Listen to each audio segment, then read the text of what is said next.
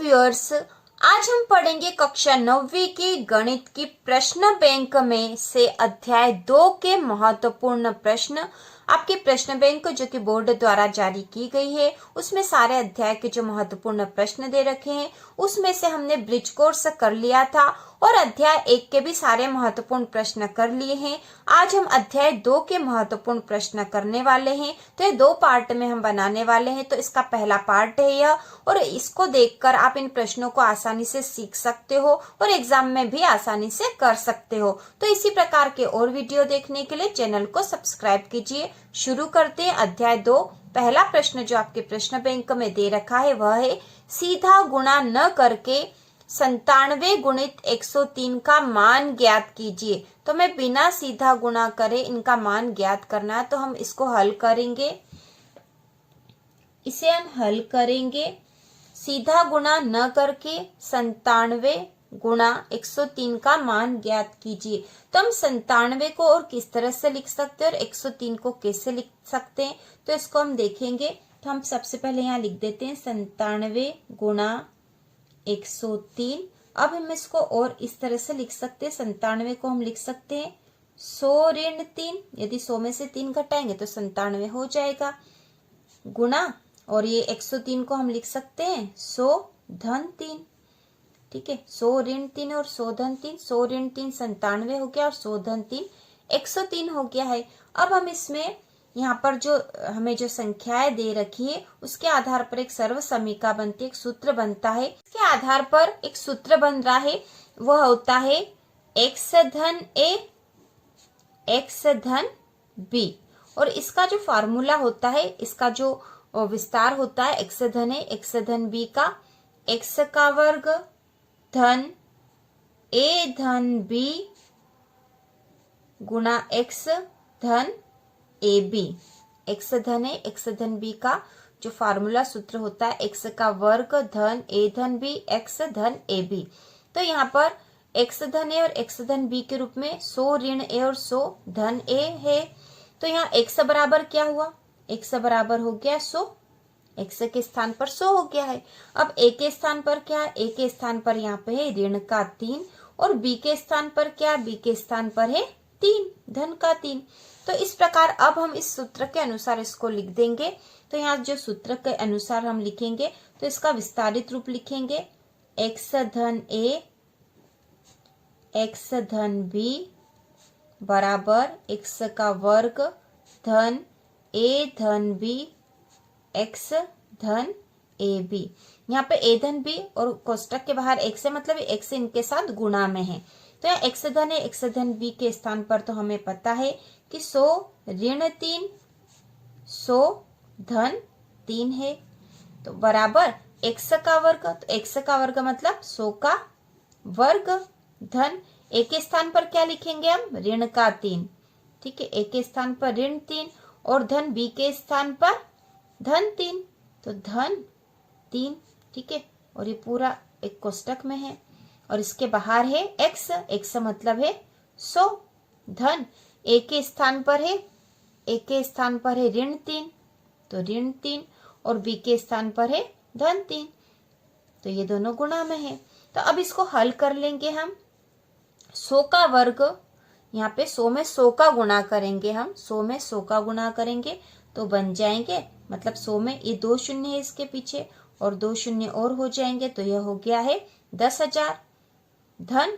अब ये जो दोनों संख्याएं हैं a धन b है, तो ये दोनों आपस में जो है जोड़ में है, यहाँ पे जोड़ है, तो ये ऋण का 3 और ये धन का 3 है, तो ये दोनों आपस में कट जाएगी, ये दोनों कट जाएगी, तो यहाँ 0 हो गया और 0 के बाहर ये गुणा में 100 है धन। अब यहाँ पे ऋण का 3 और धन का 3 ये दोनों भी गुणा में है, तो इनका आपस में गुणा हो जाएगा, 3 का 3 में गुणा हो जाएगा, तो यहाँ हो जाएगा ऋण का 9, 3 तिया 9 ऋण का 9। ठीक है, अब यहाँ पे जो है 10,000 ऐसे कैसे लिख दिए। अब यहाँ पे है धन, 100 का 0 में गुणा करा तो 0 हो गया है, और ये धन का ऋण में गुणा हुआ, धन का ऋण में हुआ तो ऋण के 9 हो गए हैं। अब यहाँ पे हम फिर से लिख देंगे 10,000। अब 0 का कोई महत्व नहीं है, तो यहाँ हो जाएगा ऋण का 9, तो 10,000 में से 9 घटा देंगे 10,000 में से हम यहाँ पर रफ में घटा लेते हैं। 10,000 में से हम 9 घटा देंगे, ठीक है। तो यहाँ पे उधार दिया, 10 में से 9 गए तो बचा 1। अब यहाँ बचा है 9, ये भी 9 और ये भी 9, तो 9,991, 9,991 इसका उत्तर आएगा। तो इस प्रकार ये बहुत आसान सा सवाल था, इसको हमने कर लिया। इसके बाद जो अगला प्रश्न है आपके प्रश्न बैंक में, वह है बहुपद 12x की घात 2 ऋण 7x धन 1 का गुणनखंड कीजिए। तो हमें इसका गुणनखंड करना है, तो इसे हल करेंगे हम। तो हमें जो बहुपद 12x की घात 2 ऋण 7x धन 1 का गुणनखंड करना है, और इसका गुणनखंड हम मध्य पद को विभाजित करके करेंगे, ठीक है। मध्य पद को विभाजित करके करेंगे। तो इसका मध्य पद है ऋण 7x, तो हमें ऋण 7x जो है इसे ऐसे 2 भागों में विभाजित करना है कि यदि हम जोड़े उसे तो ऋण 7x ही आ जाए, और यदि गुणा करें तो गुणा करने पर 12 गुणा 1 मतलब 12x की घात 2 आ जाए, ठीक है। मतलब गुणा करने पर हमें कौन सी संख्या चाहिएगी, जैसे कि हम ऐसे पदों में विभाजित करेंगे कि गुणा करने पर 12x की घात 2 गुणा 1 मतलब ये दोनों पद, तो 12x की घात 2 आ जाए। और यदि हम उन दोनों पदों को जोड़े तो हमें क्या चाहिए, ऋण 7x। ऐसे 2 भागों में 7 को हमें विभाजित करना है। तो ऐसे 2 भाग क्या हो सकते हैं, ऐसी 2 संख्याएं कौन सी हो सकती कि जिनको हम जोड़ दे तो 7 आ जाए और गुणा करने पर 12 आ जाए।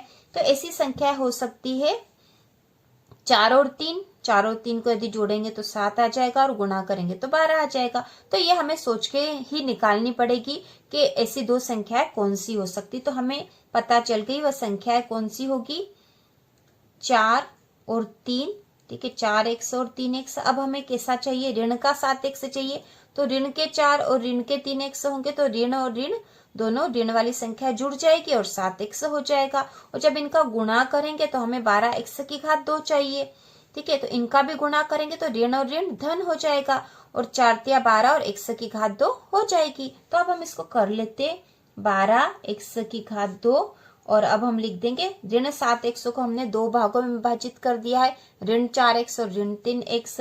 तो ऋण 4x ऋण 3x धन 1, ठीक है। ये 2 भाग में विभाजित कर दिया हमने इस बीच वाले पद को।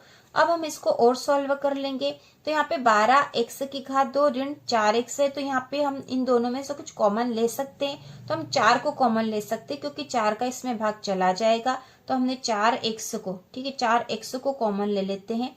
तो 4 का यदि 12 में भाग जाएगा तो 4 तिया 12 हो जाएगा, मतलब 3 बचेगा यहाँ। और x, क्योंकि 1x यहाँ आ गया और यहाँ पे 4 आ गया, तो इनका यदि वापस गुणा करेंगे तो 4 तिया 12 x की घात 2 हो जाएगा। अब यहाँ पे ऋण 4x आ गया तो बचा 1, ठीक है, यहाँ 1 बच गया। अब यहाँ पे से हम क्या कॉमन ले सकते, तो हम यहाँ ले लेंगे ऋण का 1 कॉमन ले लिया तो बचा 3x, और ये धन का है और ये ऋण का, तो यहाँ ये ऋण आ जाएगा और ये हो जाएगा 1। यहाँ दोनों संख्या में ऐसी लानी होती कि दोनों समान हो। अब यहाँ पे हमें प्राप्त हो गई है 4x ऋण 1 और यहाँ हो जाएगा 3x ऋण 1। तो इसका गुणनखंड हो गया है, बहुत आसान था। और इस तरह का यदि सवाल हो और गुणनखंड हमें कोई विधि सर्व समीकरण से हल करने का नहीं लिखा हो तो हम इसी विधि से कर देंगे, बीच वाले पद को 2 भागों में विभाजित करके उसका गुणनखंड कर देंगे। अगला प्रश्न है इस अध्याय का, जांच कीजिए कि 7 धन 3x की घात 3 धन 7x का गुणनखंड है अथवा नहीं। तो इसे हम हल करेंगे। हमें पता करना है, जांच करनी है कि 7 धन 3x की घात 3 धन 7x का गुणनखंड है अथवा नहीं। तो इसके लिए हम x का मान निकालते हैं और जो x का मान आता है उसे, जिसका गुणनखंड है या नहीं वो निकालने के लिए उसमें x का मान रख देते हैं, तो हमें पता चल जाता है। तो हमें यहाँ से 7 धन 3x से हमें x का मान निकालना पड़ेगा और वह मान हमें इस संख्या में रखना पड़ेगा। तो हम सबसे पहले लिखते हैं 7 धन 3x हमें दे रखा है, तो इससे हम x का मान निकालेंगे। तो 7 धन 3x बराबर 0, तो यहाँ हो जाएगा 3x बराबर ऋण का 7, क्योंकि ये 7 बराबर के इस तरफ जाएगा तो ऋण का हो गया है। अब x बराबर हो जाएगा ऋण 7/3। तो हमें x का मान पता चल गया कि x का मान है ऋण 7/3। अब हमें यहाँ से जो x का मान आया है वह हम इस संख्या में रख देंगे, और यदि इसका मान 0 आ जाता है तो वह उसका गुणनखंड होगा, और यदि 0 मान नहीं आता है तो गुणनखंड नहीं होगा। तो हमने 7 धन 3x से हमने x का मान निकाल लिया। अब हम इसमें रखेंगे इसका मान 3x की घात 3 धन 7x। इसका गुणनखंड है या नहीं वह हमें पता करना है। तो यहाँ पे जो px बराबर 3x की घात 3 धन 7x, तो यहाँ पे x का मान हमने निकाल लिया है ऋण 7/3। ठीक है, p ऋण 7/3। तो अब इस मान को हम यहाँ पर इस समीकरण में रखेंगे, इस समीकरण में रखेंगे। तो यहाँ पे हो जाएगा 3 और x की घात 3 के स्थान पर लिखेंगे ऋण 7/3 की घात 3 धन 7, और x के स्थान पर ऋण 7/3, क्योंकि ऋण का इसको अलग से हम कोष्टक में रख देंगे। अब इसको हल कर लेते हम। तो यहाँ बराबर 3, अब ऋण 7/3 की घात 3 है, मतलब ऋण 7/3 में ऋण 7/3 का 3 बार गुणा है, मतलब ये हुआ ऋण 7/3 गुणा ऋण 7/3 गुणा ऋण 7/3। इस प्रकार से धन ये 7 है और इसके साथ गुणा में ऋण 7/3। अब इसको हम हल कर लेते हैं। ठीक है, तो यहाँ पे जो है ये जो बट्टे वाली जो संख्या है 3 और ये ऊपर गुणा में है 3, तो इसको यहाँ पे भी हम काट सकते हैं। अब यहाँ जो बचा है ऋण का ऋण में गुणा होगा तो धन हो जाएगा, और धन का ऋण में गुणा होगा तो ऋण आ जाएगा। तो ये संख्या जो आएगी वह ऋण की आएगी। 7 का 7 में गुणा करेंगे तो 7 में 7 बार पहाड़ा बोला है तो 49 हो गया। 49 का 7 में गुणा करेंगे, ठीक है, यहाँ करके देख लेते हैं हम। 49 का 7 में गुणा करेंगे तो 7 नमा की 63 की 3 असिल का 6 7 चौक 28 29 30 31 32 33 34।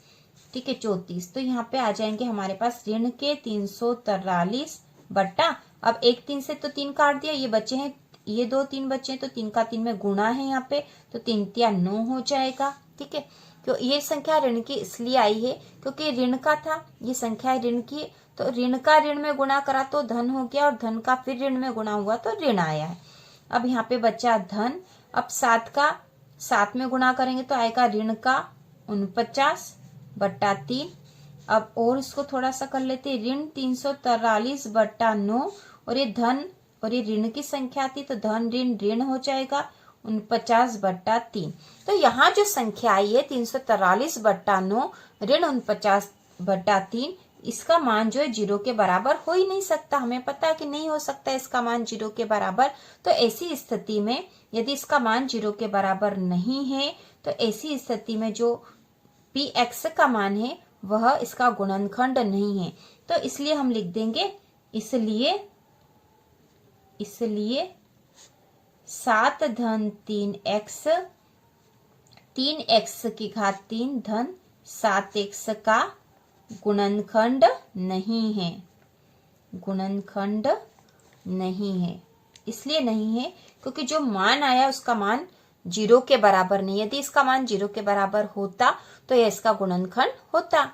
तो इस प्रकार यदि जो भी संख्या दे रखी हो और उसमें गुणनखंड है या नहीं ऐसा पूछा हो तो उस संख्या से पहले x का मान निकाल लेंगे। जैसे हमें यहाँ 7 धन 3x दे रखा था तो इससे हमने x का मान निकाले और x का मान आया ऋण 7/3।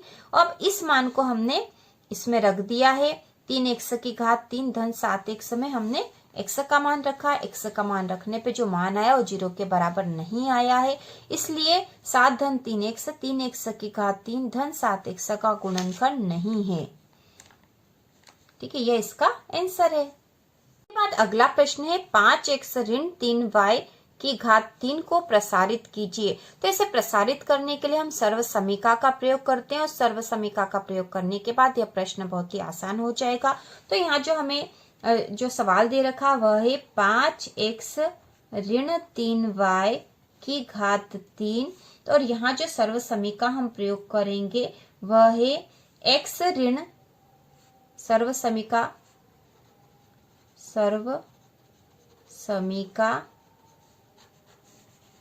x ऋण y की घात 3 का प्रयोग करेंगे। तो इसका मान जो x ऋण y की घात 3 जो है इसका मान होता है x की घात 3 ऋण y की घात 3 ऋण 3xy और फिर कोष्टक में x ऋण y। ठीक है, ये मान होता है इस सर्व समीका का। तो इसके अनुसार ही इसका मान रखेंगे। तो ये सर्व समीका के अनुसार होता है x की घात 3 ऋण y की घात 3 ऋण 3xy कोष्टक में x ऋण y। ये ठीक है। तो अब यहाँ जो हमें सवाल दे रखा वह क्या है, 5x ऋण 3y की घात 3। तो यहाँ पे x के स्थान पर क्या हो जाएगा, x के स्थान पर है 5x और y के स्थान पर है 3y। तो हम यहाँ लिख देंगे कि x बराबर है 5x और y बराबर है 3y। ठीक है, अब हम इसको इस रूप में लिख देंगे। इस सवाल को हम इस जो समीकरण हमें दे रखा उसे इस रूप में लिखेंगे, सर्व समीका के हल के रूप में, क्योंकि हमें प्रसारित करके लिखना है। प्रसारित करने के लिए हमने इसके समान एक सर्व समीका लिखी है और उसका प्रसारित रूप यह होता है। तो उसी प्रसारित रूप के अनुसार हम इसे भी लिख देंगे। तो यहाँ पर हमने देख लिया x बराबर तो 5x और y बराबर 3y है। तो सबसे पहले x की घात 3 मतलब 5x की घात 3 ऋण y की घात 3 मतलब 3y की घात 3 ऋण 3x के स्थान पर हम लिख देंगे 5x और y के स्थान पर 3y, ये गुणा में है, और x ऋण y है, x ऋण y मतलब 5x ऋण 3y। ठीक है, अब हम इसको और हल कर लेंगे। तो 5x की घात 3 मतलब 5 का 5 में 3 बार गुणा करेंगे। तो 5 का 5 में गुणा करा तो 25 और 25 का 5 में गुणा करा तो 125 और x की घात 3 तो है ही सही। ठीक है, x की घात 3 हो गई और 5 का भी 3 बार गुणा हो गया यहाँ पे। अब 3y की घात 3 है मतलब 3 की घात भी 3 है और y की घात भी 3 है। तो 3 की घात 3 मतलब 3 का 3 में 3 बार गुणा, तो 3 तिया 9 और 9 तिया 27 हो जाएगा यहाँ, और y की घात 3 हो जाएगी। इसके बाद है ये तीनों संख्याएं गुणा में है, तो 5 तिया 15 और 15 तिया 45 हो जाएंगे। तो ऋण के होंगे क्योंकि ऋण का है, ऋण धन ऋण और धन का गुणा करेंगे तो ऋण ही आएगा यहाँ पे। तो यहाँ हो जाएगा 45xy, क्योंकि x और y दोनों हो जाएंगे। तो 5 तिया 15 और 15 तिया 45xy हो गए हैं। अब यहाँ जो कोष्टक में बची है वो संख्या है 5x ऋण 3y। तो हमें इस 45xy का इसमें गुणा करना पड़ेगा क्योंकि ये गुणा में है। तो इसको हम लिख देंगे फिर से एक बार, 125 x की घात 3 ऋण 27 y की घात 3 ऋण 45 का 5 में गुणा करेंगे। 45 का 5 में गुणा करेंगे तो हम यहाँ करके देख लेते हैं। 45 का 5 में गुणा, 5 का पड़ा 5 बार बोला तो 25 आए, 2 5 20 और 2 22, तो आ गए हैं 225। 45 का 5 में गुणा करा तो 225, और xy का x में गुणा करेंगे तो x का वर्ग हो जाएगा और y, क्योंकि 2x हो जाएंगे इसलिए x का वर्ग और y। अब यहाँ पे ये ऋण का और ये धन का तो आ जाएगा धन। अब 45 का 3 में गुणा करेंगे तो हो जाएगा 3 पंचे 15 की 5, असिल का 1, 3 चौक 12 और 1 13, तो यहाँ हो जाएगा 135। और xy का y में गुणा करेंगे तो x और y की घात 2। तो इस प्रकार यह हल हो गया इसका, यही इसका उत्तर है। यह हमने विस्तारित रूप कर दिया इसका। तो ये हो गया 125 x की घात 3 ऋण 27 y की घात 3 ऋण 225 x का वर्ग y धन 135 x y की घात 2, और यही इसका आंसर है। इसके आगे के सवाल अगले वीडियो में बनाए जाएंगे। तो इसी प्रकार के और वीडियो देखने के लिए, वार्षिक परीक्षा की तैयारी के लिए चैनल को सब्सक्राइब कीजिए।